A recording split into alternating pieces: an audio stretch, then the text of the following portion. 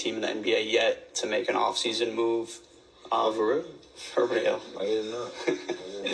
At this stage of your career, when I know, when you're only playing, for a championship, what do you make of that uncertainty of who even is on the roster, at this point in the offseason?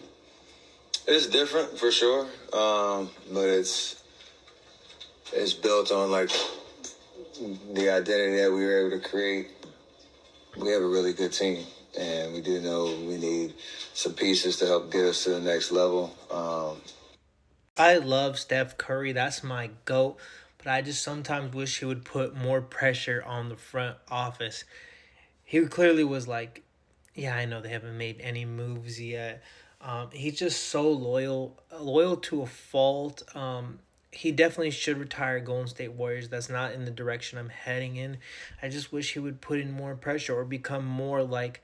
And as much as I hate LeBron for doing this, you can't discredit him because he had an Anthony Davis dropping 30 and 12, and he still got shipped out of town for Luka Doncic.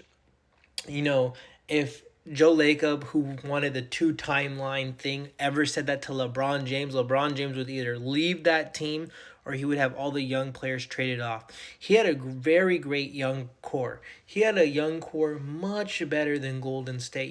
He had a Julius Randle, he had Alonzo Ball, he had a Brandon Ingram, got them all shipped out for Anthony Davis, and it was the right decision in the long term, but Steph Curry got Pajemski and Gui Santos and Moses Moody and all these really bad players, and his second best player is an aged Jimmy Butler who couldn't even give you more than 12 against Miami after talking crazy about them the whole week. Don't get me started on the Kuminga situation because Bob Myers drafted poorly. You could have had Franz Wagner instead of Kuminga. You could have had Şengün instead of Moses Moody. Just some bad decisions in the draft.